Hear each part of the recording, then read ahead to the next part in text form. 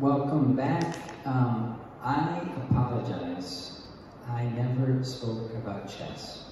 So I am what's a good word? An avid chess player and runner. And I had the privilege of actually playing on the Harvard Club chess team in New York. And one of the things that was interesting was when I spoke about, so I played on the Harvard Club chess team, I also gave talks. So like one of the talks was about running. And like at the Harvard Club, it's a funny place because you can't just talk about, do a Q&A for 10 minutes about running. You have to talk for like an hour and entertain people, and it's just really different than, when I've been like a head university coach, and where question and answer sessions are actually really helpful because they can be more personal and stuff. You have to almost do a one-person play type performance. So anyway, so I was giving one of these presentations, and it's funny because at the Harvard Club as well, it's all about your education and sort of trying to act like you're smart or something. So I never performed comedy there, but they had comedians that would go there that maybe some of them had gone to Harvard and I don't know, had some successful company, whatever it was. But the problem was that they weren't funny. So these comedians could do everything. They were very accomplished in life, but they weren't funny. And it was similar with chess because, Magnus Carlsen, which I'm sure some of you know is the world chess champion, he actually played against, I think it was 10 Harvard, they were all lawyers for some reason, in chess. So he played them simultaneously. He actually also did it blindfolded, which I happen to have done myself, but that's, of course, makes it harder. And the funny thing was that these guys are supposed to be, these Harvard men, supposed to be very smart, and all of them probably made a lot of money, and maybe were well known or something.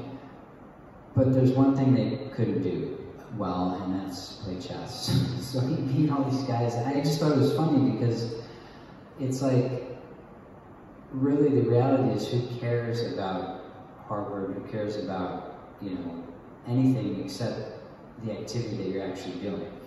And it reminded me of watching Magnus play against Bill Gates, who I don't want to put down Bill Gates, even though I'm about to do that. But and this is something you could just YouTube pretty easily. It's nothing that's difficult to find. But so what happened was, it was in London. I forget the talk show. And so first I thought it was entertaining because Bill Gates, he arrives from his helicopter, his private helicopter that he had taken from his private jet.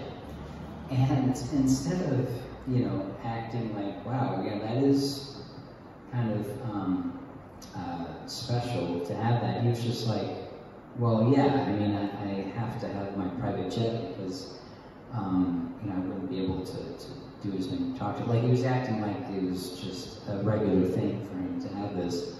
Well, he plays against Magnus in speed chess, and he gets pretty good time odds. So I think again, this is, don't hold me to all this, but it was something Magnus had maybe 2 or 3 minutes, and he had twice as much, whatever it was. And the funny thing was that Magnus, and I think he said that he has never done this before in his life, he actually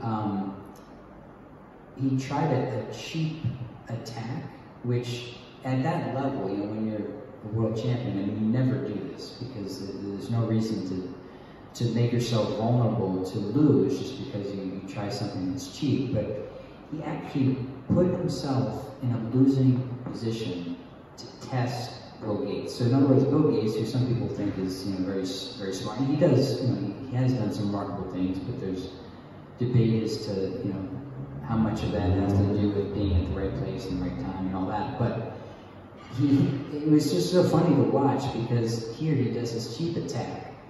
If Bill Gates had just kept his cool, he could have easily beaten the world champion. I mean, Bill Gates, I think he says he's about average strength with all chess players.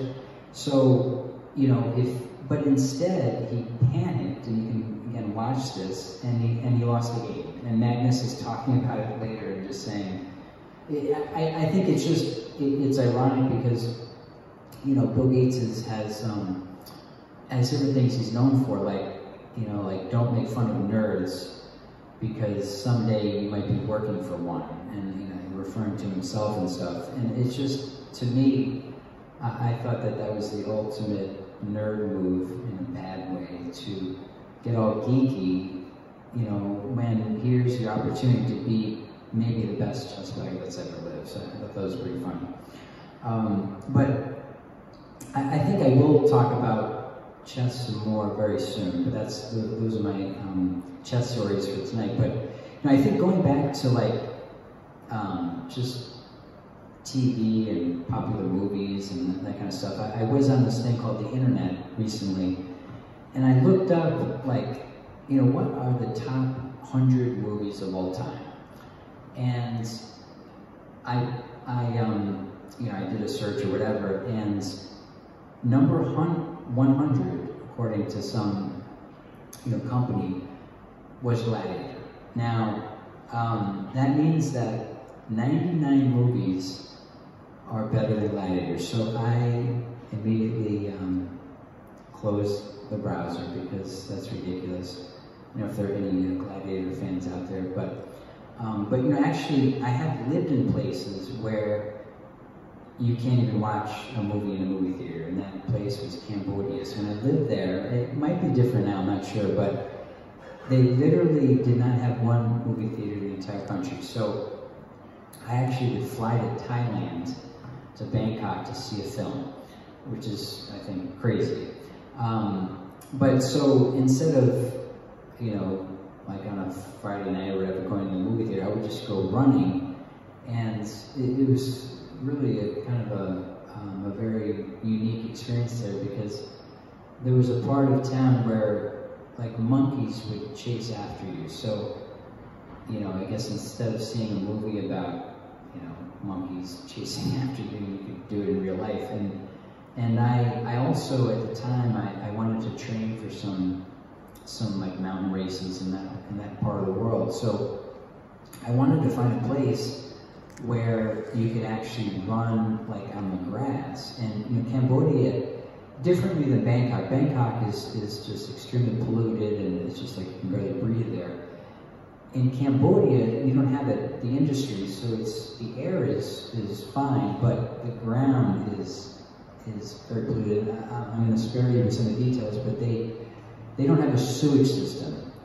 So they literally do not have a sewage system in Phnom Penh. So in the monsoon season, what goes down the drains, you can imagine what happens when everything comes up. So it can be very dirty and unsanitary. And so, here the dilemma was, where can I run? There are all these potholes on the ground. It's I want to train for a mountain race, and plus, people that know me will worry that if I left the town, I'd step on a landmine or something, although that's, I think, a little bit of a myth or exaggerated. So what I would do is I would go to golf courses. They're at the time there were 3 golf courses in all of the Phnom Penh area. And then I had the problem, and this was silly because in Cambodia the people there have just wiped out every sort of animal, tigers, even a lot of snakes. I mean, you can actually go to the zoo with cash and buy any animal that you want, which I know is pretty bad, but that's actually sort of the Wild West kind of environment there. Well, I was actually worried that some constrictor snake would like eat me or something, because I mean, recently, you know,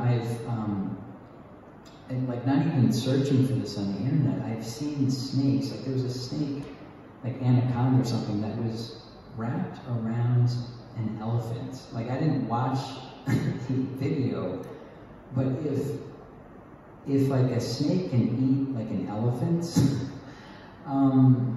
you know, human beings may not seem like such a big deal. So that I think hasn't helped any fear of snakes that I might have. But anyway, maybe we should switch geography.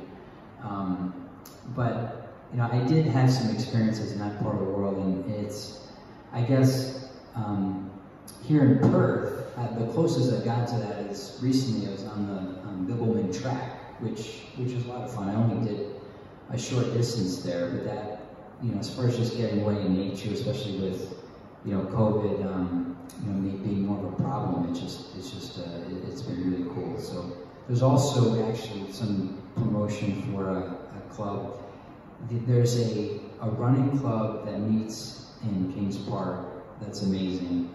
So that may not be anything about humor, but although actually they are a fun group. So if you're ever free on a Thursday night, show up at Kings Park at 6 p.m. and there is a trail running group that's one of the best.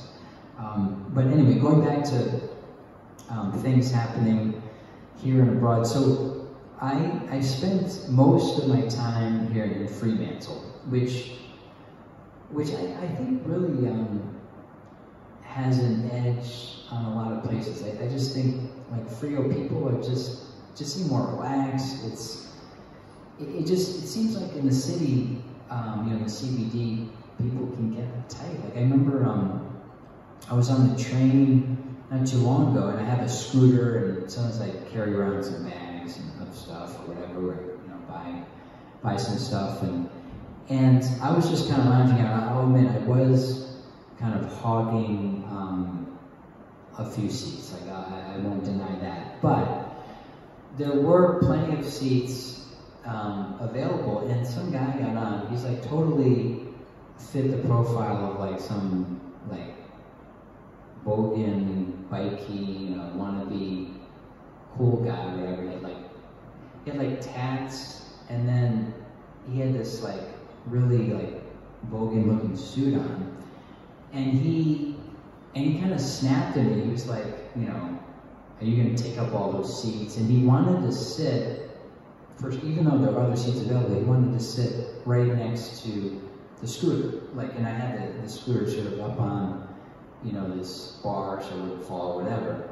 And I thought this was funny. Maybe it's less funny than you might think it is. But he instead of, you know, I don't know, just talking to me about it, he sort of got upset. And so I offered him, you know, some of the seats that were near me. I said, oh, you know, go ahead, I can move. And instead of doing anything, you know, helpful, he tried to lift my scooter up off of, you know, the little perch he was on. And I thought it was funny because he's kind of a bigger guy and he couldn't lift the scooter. He was like too weak to lift the scooter. So he's like trying to lift the scooter and can't, and everyone's watching this, and then he just laughed. I thought that was funny.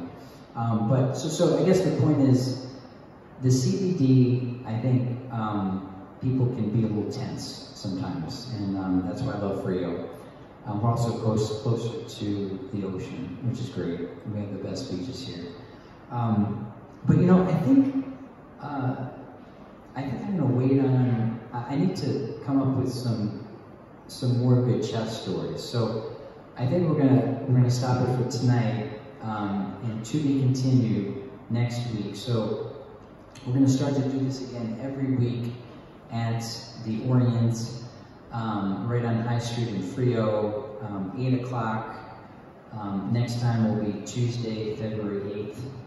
So look forward to seeing you all then. Have a good night.